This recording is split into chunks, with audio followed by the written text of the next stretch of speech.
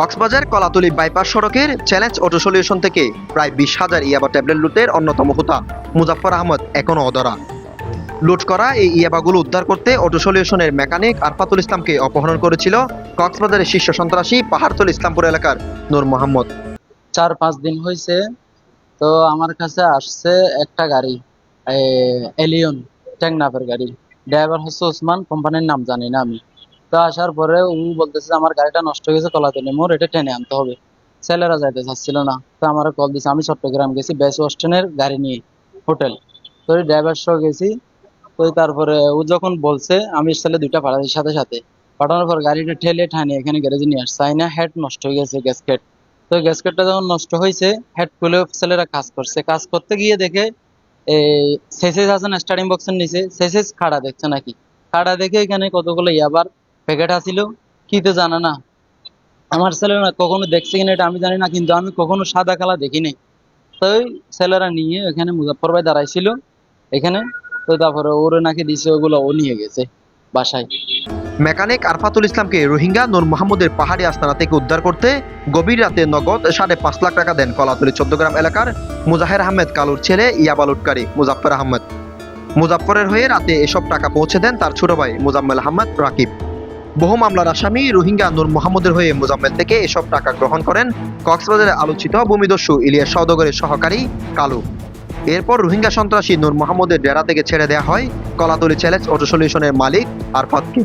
সোজা চিন একটা বইরে দুই পাশে দুইজন বসে, সামনে দুই পাশে দুইজন বসে নিয়ে গেছে। একটা বড় মাঠ আছে, মাঠের ভিতরে এতটুকু পিলার পিলার আছে পুরা মাঠে, এগুলো নাই খাস জায়গা ওরা বলছে। এর পাশে একটা ব্যক্তির বাড়ি আছে, ওখানে ও বড় ডন, ঠিক আছে। ও রাত্রে মাংস টাংস নিয়ে ওর বাড়িতে ঢুকে দিছে, দেখছি রাত 2টা বাজে ওই সময়। তারপর ওইখান থেকে আবার পুরা প্রায় 15টা বিরিয়ানি আনছে, লাস্টে 2-3 জনের শর্ট পড়ছে। সেই হিসাবে আমি মনে করতেছি 18 জন মতো। তো তারপরে ওইখান থেকে আমাকেও দিছে, আমিও খাইছি। তারপর আমাকে নিয়ে গেছে, যখন টাকা দিতে দেরি হয়ে যাচ্ছে ও আমাকে ভাড়ে দিছে। এখানে প্রচুর মারছে, এদিকে মারছে, এখনো দেখেন লাল হয়ে গেছে, এখানে আটু ফুলে গেছে মারছে যে। আমি তো এখন খুলে দেখাতে পারতেছি না। তো তারপরে আমাকে হয় টাকা দিতে দেরি হচ্ছে, এই শালার ফুল লোকেশন দিছে, নিশ্চয়ই ওর ঠেকিনে আছে, হয়তো এখানে কেউ আসতে পারে প্রশাসনের লোক, তাইলে ওকে এখান থেকে সরাই ফেলো। এখান থেকে সোজা পাহাড়ের উপর উঠাইয়া এমন একটা জায়গায় নিয়ে গেছে, মানে মাটি কাটা করে শালার ভিতরে গর্দানা পর্যন্ত গাড়াই ফেলা। গাড়াই নাই কিন্তু দাঁড় করে রাখছে, ওইখানে নিয়ে যাইও মারছে, ইচ্ছা মতন মারছে। মারে বাবলুকে আমি চিল্লাই চিল্লাই কান্দতে কান্দতে আর পারতেছি না। প্রায় 20 দিন আগে ইয়াবা লুট ও অপহরণের ঘটনায় নির্যাতন চালানো হলেও এখনো আইনের আওতায় আনা হয়নি কাউকে। রহস্যজনক কারণে অপহরণের শিকার মেকানিক আরফাতুল ইসলামও কোনো আইনগত ব্যবস্থা নেননি। ইয়াবা লুটের পর থেকে আত্মগোপনে চলে যান মাদক কারবারি মুজাফফর আহমেদ। তিনি আত্মগোপনে থাকলেও মাঠ পর্যায়ে সব দেখাশোনা করছে তার ছোট ভাই মুজাম্মেল। ঘটনার এক পর্যায়ে কৌশলে আত্মগোপন হন নির্যাতনের শিকার মেকানিক আরফাতু। তার গ্যারেজে কয়েকবার গিয়েও পাওয়া যায়নি তাকে। টানা কয়েকদিন ফোন করলেও কোনো সাড়া নেই তার। তবে তার চ্যালেঞ্জ অটো সলিউশনে প্রায় সময় ইয়াবা বহনের জন্য গাড়ির নিচে যোগান তৈরি করেন মুজাফফর। কলাতলী এলাকার শীর্ষ মাদক কারবারিদের মধ্যে মুজাফফর অন্যতম। ইয়াবার ছোঁয়ায় কোটিপতির পথে ফার্মেসিতে চাকরি করা এই মুজাফফর। 10 বছর আগে এলাকায় গরু ছাগল পালন করা মুজাফফর একসময় পানবাজার এলাকায় মামা টিটুর ফার্মেসিতে চাকরি করত। এরপর 4 থেকে 5 বছর বিভিন্ন জনের গাড়ির ড্রাইভার হিসেবে ছিলেন। এক পর্যায়ে এনজিওর গাড়িও চালাতেন। টেকনাফের এক মামার সাথে পরিচয় হওয়ার সুবাদে মাত্র 4 বছরে বেশ পরিবর্তন হয় তার। একের পর এক প্রাইভেট গাড়িও কিনেন। নোহা, এক্স নোহা ও 2টি প্রাইভেট কার কিনেন গত 3 বছরে। এর মধ্যে ইয়াবা সহ তার একটি গাড়িও জব্দ করেছিল ডিবি পুলিশ।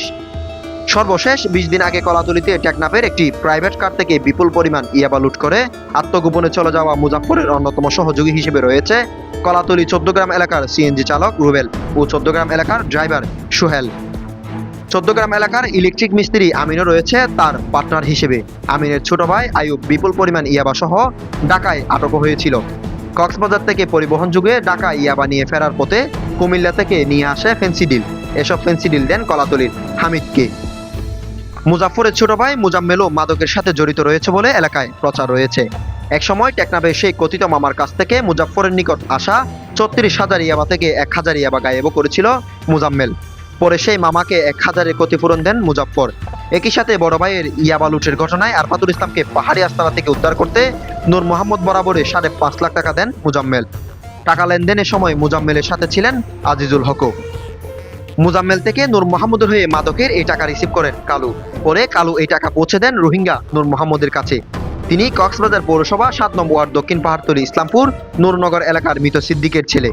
ইসমাইল হত্যা, জাকির মুস্তাফা হত্যা ও জেলগেট এলাকার ডাবল হত্যা মামলার অন্যতম আসামি এই নূর মোহাম্মদ। এছাড়া অস্ত্র ও হত্যা চেষ্টা সহ প্রায় ৭টির অধিক মামলা রয়েছে তার বিরুদ্ধে। পাহাড়তলী ইসলামপুরে পাহাড়ি এলাকায় আস্তানা রয়েছে নূর মোহাম্মদ বাহিনীর। সেখানে জমি দখল, অপহরণ, হত্যা, চাঁদাবাজি, অস্ত্রের মহড়া ও মাদক কারবারের নিরাপদ আস্তানা বানিয়েছে তিনি। কক্সবাজারের শীর্ষ অনেক অপরাধীর আশ্রয় রয়েছে রোহিঙ্গা সন্ত্রাসী নূর মোহাম্মদের ডেরায়। কলাতলীর মুজাফফরের ইয়াবা লুটের ঘটনায় মেকানিক আরফাতুল ইসলামকে অপহরণ করে নির্যাতন চালানো হয়েছিল সেই পাহাড়ি আস্তানায়। আফসার কামাল, ভয়েস ওয়াল 24, কক্সবাজার।